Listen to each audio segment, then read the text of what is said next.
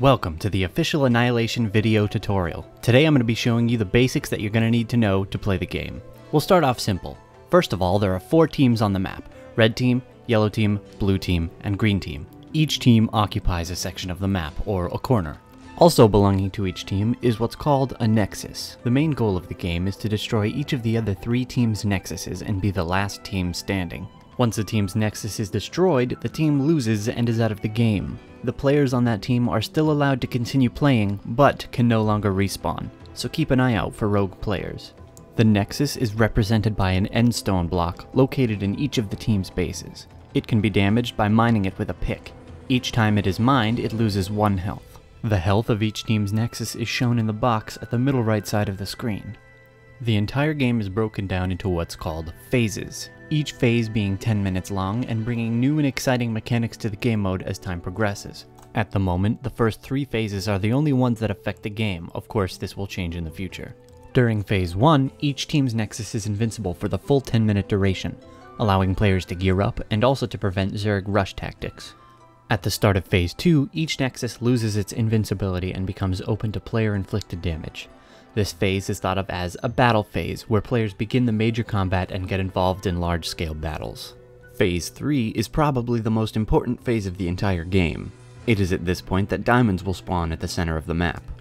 Teams will compete to gain control of this area for reason of better weapons and armor, as it is the most important part of the map aside from your own base. Now let's talk about exactly how the game is going to be played. Once you pick a server and enter the lobby, you will be provided with a feather. Right-click with the feather in your hand to open up a list of classes. Depending on which class you choose affects what kind of buffs and special powers you will gain control of once the game starts. After you've chosen your class and the game begins, you will need to collect resources for crafting armor and weapons that you will use to fight the opposing teams. There are several areas for you to collect the resources necessary to actually get involved in the game: the coal mine, the iron mine, the gold mine, the emerald mine, the redstone mine, and various other locations for you to gather some things that you might need, like wood, food, or lava.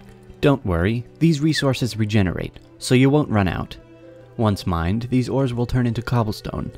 After a few seconds, the cobblestone will turn back into the ore you had mined previously, and yet again be available for use. All of the ores on the map function like this, so don't worry about running out. Each team also has their own mines with their own resources, so don't worry about competing for basic materials either. There's one more aspect of the game I'd like to go over: boss mobs. There are 2 separate bosses on the map that, when killed, drop game-changing legendary gear: Furwen, the Golem of Fire, and Kalariel, the Golem of Ice. Upon death, a chest will spawn in the boss's arena containing any sort of loot. At the moment, there is a 100% chance for a single legendary weapon to drop, but remember, this loot mechanic will probably change in the future. These weapons are major game changers, and in the hands of a player, can change the outcome of a team battle entirely. A 30 versus 20 player battle can be turned around completely if a legendary is in the right hands. After 10 minutes, a killed boss will respawn for you to brutally murder again. He was just sitting there, minding his own business, enjoying life, but you get good gear out of it, so who cares, right? And lastly, the shops.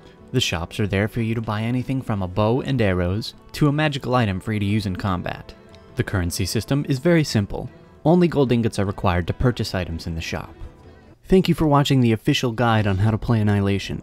Remember that any of the details mentioned in this video are subject to change, as Annihilation is an alpha and is still being worked on. If you want to keep up with updates and changes to Annihilation, or just want to watch further content on the game type, subscribe to this channel or visit the Shoppo website. Remember to follow Highlife and Laser Tester at their Twitter for more Shoppo content. Links are down below.